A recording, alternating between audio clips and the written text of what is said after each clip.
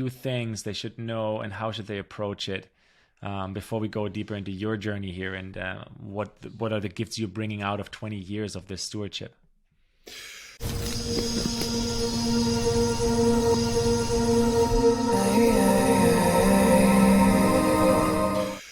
Fundamentally, ayahuasca is an unbelievably potent plant medicine.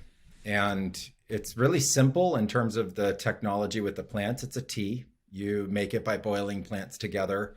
But what comes out of it is this incredibly strong purgative that has both psychiatric qualities to it and psychological qualities to it. And they really merge together in the experience.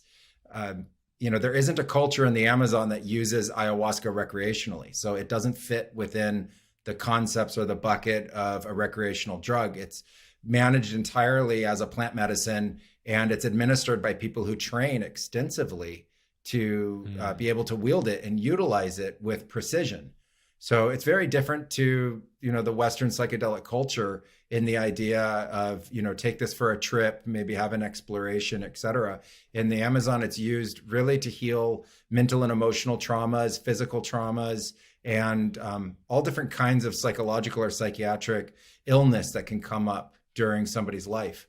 What I found really interesting when I first got into the Amazon was that they didn't have language. They literally didn't have vocabulary in their spoken language for anxiety or depression or PTSD or these kind of traumas that are so powerful in today's Western culture. And when I started to dig into that and I wanted to know why, and I got, a little bit more inquisitive about it, I realized that's because they intervene with ayahuasca before these illnesses become pronounced.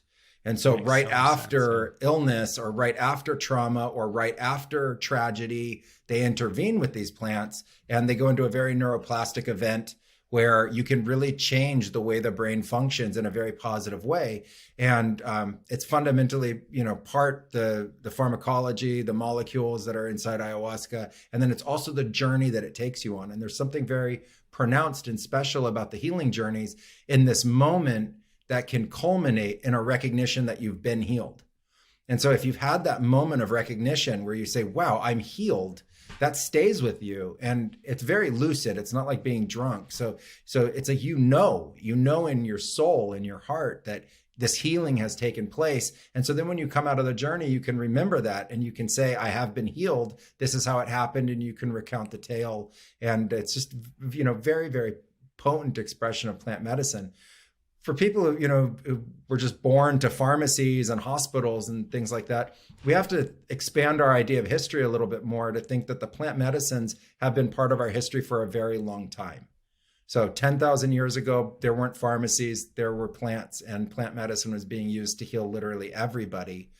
Wind forward 10,000 years later, it's now mostly pharmaceuticals, and we're seeing Western science now branch into plant medicines and really study them as they're trying to, gain better understanding around psychological illness and what to do about it.